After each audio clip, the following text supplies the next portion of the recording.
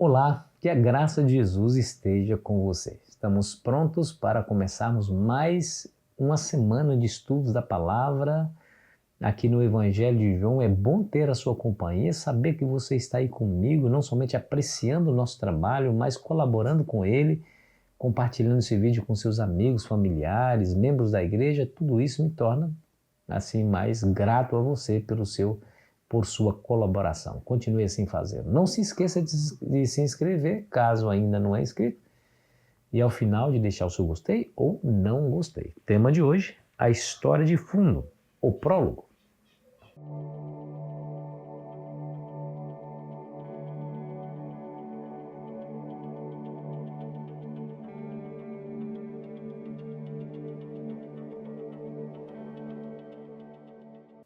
O verso para nossa meditação se encontra em João 1, verso 1, que nos diz assim: No princípio era o Verbo, e o Verbo estava com Deus, e o Verbo era Deus. A lição dessa semana vai se concentrar nos primeiros 18 versos do capítulo 1 do Evangelho de João. João, ele não tinha vergonha, receio e nem medo de dizer que Jesus era Deus. Bom, era comum no tempo de João, no tempo dos apóstolos, as pessoas se confundirem em relação a Jesus Cristo. Afinal, Jesus era conterrâneo deles. Eles viram Jesus crescendo, conheciam seus pais, seus irmãos. De repente, ele se diz ser o próprio Deus, as pessoas facilmente poderiam se confundir.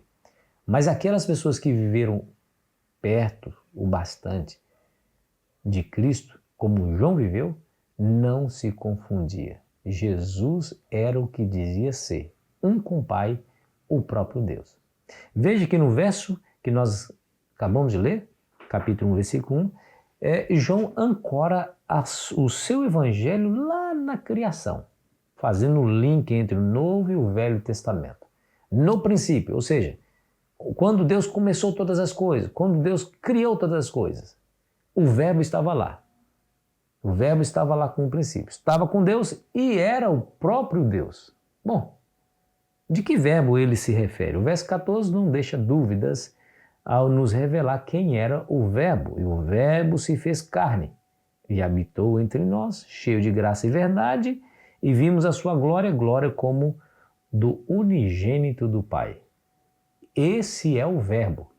O Verbo se fez carne. Aliás, quem na Bíblia é chamado de unigênito do Pai e quem se encarnou? Claro, não há dúvida nenhuma de que se trata aqui de Jesus. Então, nesses primeiros versos nós veremos aí os temas relacionados com Cristo. Primeiro, ele estava lá no princípio, estava com Deus e era o próprio Deus. É o que nós vimos aqui. Nós vamos ver também que ele é o Criador de todas as coisas, porque o verso 2 diz logo de cara que todas as coisas foram feitas por ele. E sem ele, nada que se fez poderia ter sido feito. Aí depois fala que ele era a luz que resplandece nas trevas, né? A luz que resplandece nas trevas. Enfim, nós iremos abordar cada um desses detalhes na lição dessa semana. E você não perde por esperar as grandes e ricas lições desse estudo. Agora, o que eu e você precisamos nos concentrar, ou concentrar nossa atenção, é que aquele que morreu lá na cruz não foi um mero rabino que aventurou-se a fazer algo que não deveria ter feito e por isso sofreu as consequências, sendo pendurado numa cruz e morrendo de maneira terrível. Não. Quem morreu lá na cruz foi o próprio Deus. Agora, por que Deus morreu na cruz? Qual foi a intenção? O que ele tinha como objetivo? Amigo e amiga, a humanidade inteira, estava sob a terrível condenação do pecado. O salário do pecado é a morte, não como a conhecemos hoje, essa morte que nós vemos todos os dias, não. Essa morte a Bíblia chama de um sono.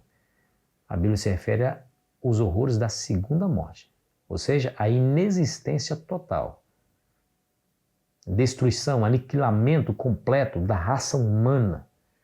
Mas Deus amou o mundo de tal maneira, como diz aqui no próprio Evangelho de João, no capítulo 3, versículo 16, que deu seu Filho unigênito para que todo aquele que nele crer não pereça, mas tenha a vida eterna. Então você percebe que esse Deus teve que vir assumir a nossa culpa para pagar a dívida que nós tínhamos e que era impagável por nós. a não ser com a nossa própria existência, nossa própria vida. E aí nunca mais existir.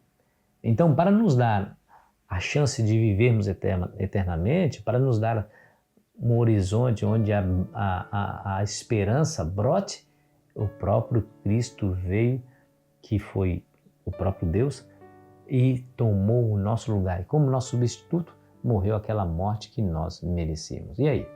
Se a cruz de Cristo não amoleceu o teu coração, eu acho que o teu coração, não tenho certeza, o seu coração é mais duro que diamante. Porque a cruz de Cristo é o elemento que nos constrange, como diz o apóstolo Paulo. É o elemento que nos faz refletir na grandeza do amor de Deus por nós e no interesse que Ele demonstrou por cada um de nós. Ele poderia simplesmente não fazer nada. Ele poderia cruzar os braços e deixar a humanidade perecer. E, no entanto, o seu amor foi mais forte do que sua razão. E Ele, tomando sobre si a nossa condenação, nos deu a esperança da vida eterna. Se alegre, amigo, se alegre, amiga, porque esse é o Jesus que te ama e lhe conhece pelo nome e quer você lá no céu junto com Ele. Que tal orarmos a Ele nesse exato momento?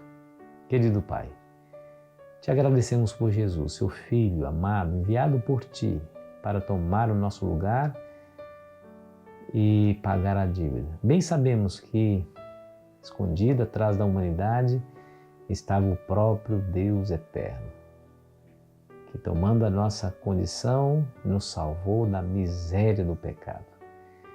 A Ti a honra, a glória e o louvor por toda a eternidade, em nome de Jesus. Amém. Foi muito bom estar com você. Amanhã continuaremos a nossa jornada. Aproveite bem o seu dia.